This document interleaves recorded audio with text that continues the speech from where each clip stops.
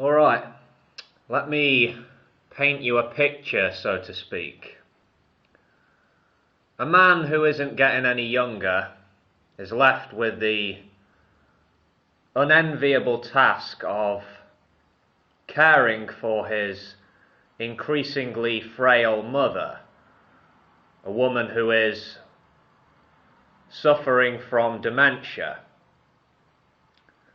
As she unravels, sinks deeper, she says many hurtful things to her son. Perhaps after all those years of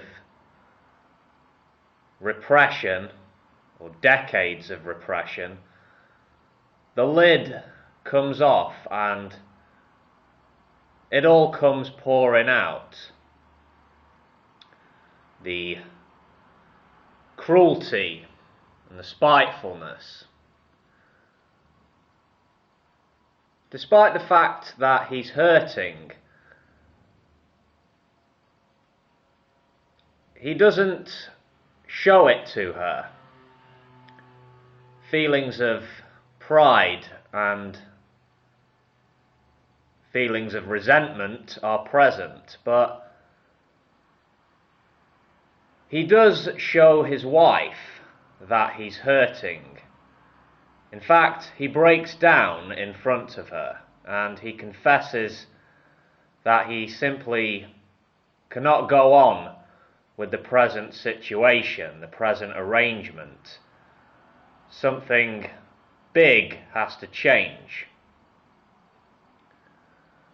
So his wife becomes increasingly involved in the situation. She was involved before, but now she's taken on a more proactive role rather than being passive for the most part. Eventually it's decided that the frail and demented old lady has to go into a care home. Her son will get power of attorney. The old lady's home will be sold. Her savings and her pension will be used to pay for her care.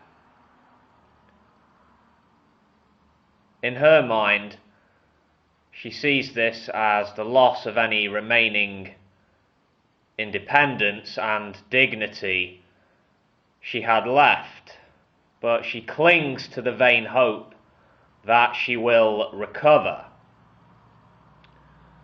She thinks she will get better and regain her former position.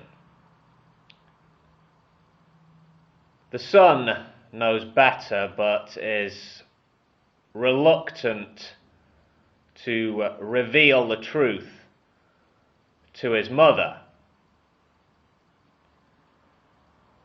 He is an only child and so shares a special bond with the old lady.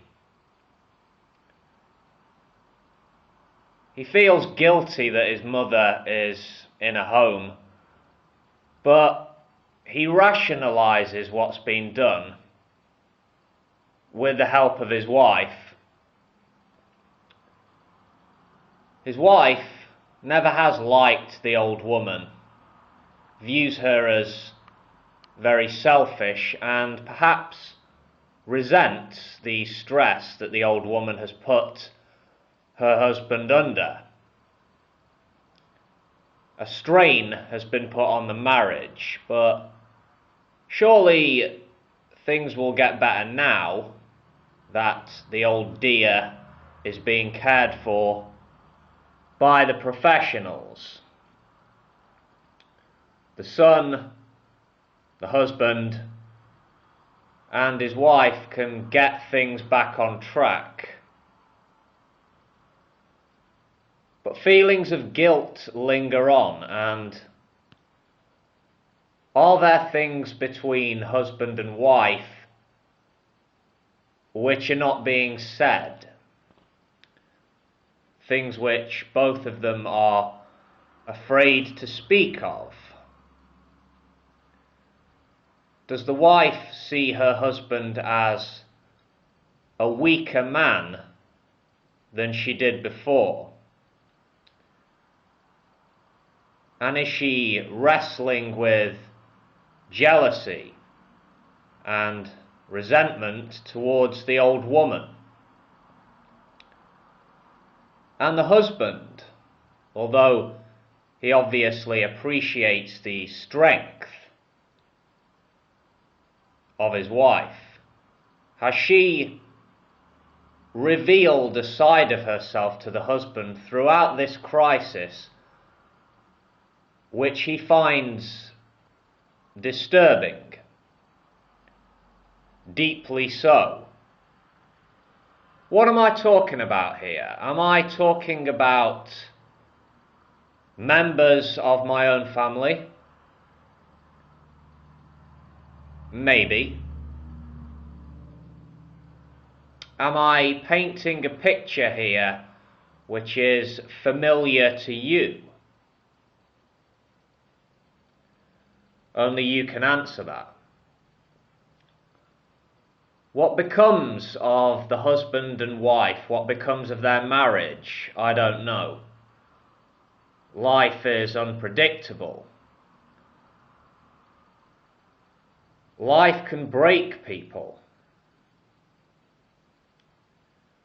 Sometimes trying times can drive people apart,